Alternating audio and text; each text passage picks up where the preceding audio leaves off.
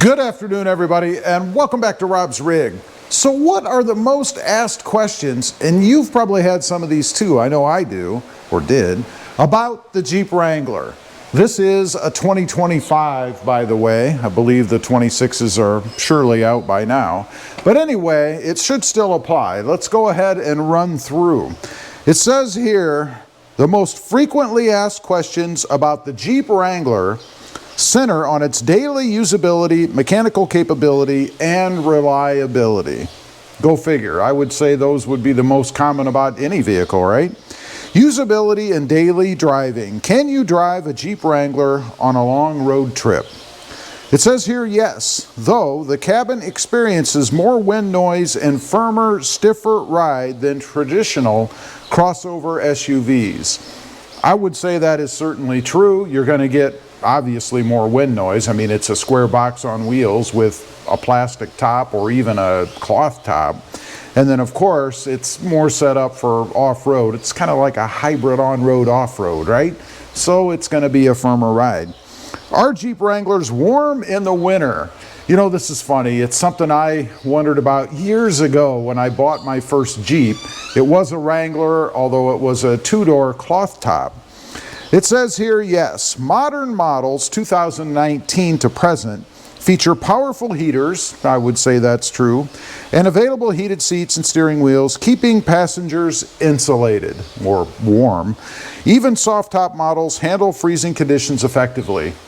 That's certainly true, and really the only time I noticed a difference with the soft top was when I first got in. It did feel colder inside, I guess. Are the hard tops and soft tops easily interchangeable? The hard tops can be removed, but require significant manual effort and a place to store them. That's true for sure. I mean, you've got a big honking piece on the back. It really is a two-man job. I've seen a few people muscle them off by themselves, but man, if you drop that thing, you know, you can break a window, you might snap off a piece of the plastic. I mean, it is cumbersome to do for sure. Next up, what is the difference between a standard Wrangler and the Unlimited? Unlimited designates the four-door body style. The four-door adds significant rear cargo space and legroom compared to the compact two-door model. That is for sure. Again, I've had both. You definitely get a lot more room in the four-door. And I would even go as far as to say that the two-door is, man, basically not even useful in the rear seat area. I mean, it's difficult to get into, it's cramped. I would definitely go with a four-door if you've got a family or you're going to be hauling people around. Just much better for that. Mechanics and capability. What are the engine options these days?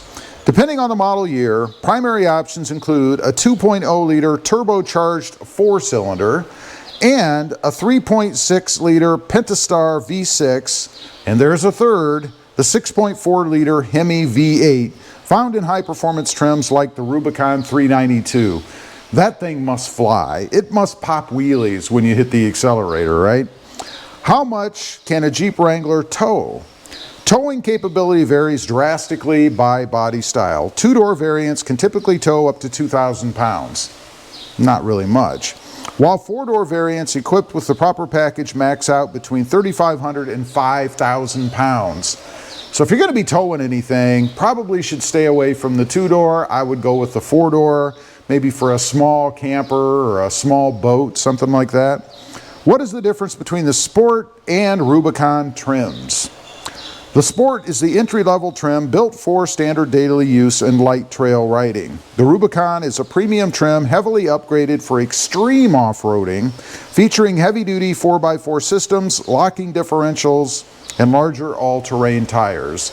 And I would also say that if you're going to try to use it as a daily driver, it's going to be a lot more rough with those heavier-duty tires for sure. How does the plug-in hybrid Wrangler 4xe work? It's a good question. The 4xe pairs a 2-liter turbo engine with an electric battery. It charges in roughly 2 hours on a level 2 charger. If the electric battery depletes completely, the vehicle seamlessly transitions to operating like a standard gas power hybrid. I would think that battery probably goes pretty quickly. I've never had one myself, but always seems strange to me putting a battery for driving in a Jeep. Just doesn't really go. I mean, you're not going to be able to charge it out in the woods somewhere, right? Unless you haul maybe a generator with you. I don't know. Reliability and common issues. I think these are the biggest things that people ask questions about. How long do Jeep Wranglers last? It says here, with routine maintenance, Wranglers regularly reach 100,000, which sucks, to 200,000 miles. Highly detailed care and timely repairs can push well-maintained models past 400,000 miles. It's a pretty damn big range, really, right? 100,000 to past 400,000. I think it all boils down to how you take care of it, right? And if you replace components that go bad, and of course, how badly you beat on it, right? What are the worst model years to buy? Stay away from these. According to consumer data on carcomplaints.com, 2007 and 2008 models are frequently avoided due to suspension issues like the death wobble. Now, we had a 2007 two-door, and we never had the death wobble, so not too bad. 2012 models are also flagged often for electrical faults. Gremlins, things you never want to have in any vehicle, right? I think some of the worst problems you can have in any vehicle are electrical gremlins. They drive you nuts, they're hard to chase down, and usually you never find them, right? Lastly, what are the most common used Jeep Wrangler problems? So if you're in the market for a used Wrangler, what should you look out for? Used buyers should carefully check for frame and body rust. Used to be a huge problem with Jeep Wranglers. I don't know that it's as bad as it used to be, but they used to rust like crazy, man. Premature suspension wear and electrical issues stemming from aftermarket modifications. And that's probably one of the biggest problems you might run into with a used Jeep. You know, we like to mod them, right? It's part of the fun of owning one, much like the Toyota Tacoma sitting out there, right? I think the Tacoma and the Jeep Wrangler go back and forth at 1 and 2 for the most mods and the most modded vehicles out there.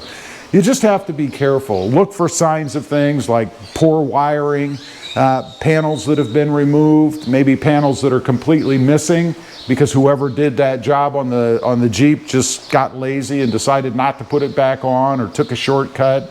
You really do have to be careful. Watch out for quality lifts, I think, as well as exhausts. Make sure you really listen to that thing when you're driving it around. If it has an aftermarket exhaust, nothing worse than something that's really droney, and after you have it for a little bit of time, probably going to drive you nuts. Anyway, those are the most frequently asked questions about the Jeep Wrangler. Leave a comment. Let me know if there's anything that I missed. I'd be curious to know. Thanks for watching. Stay safe out there. Bye.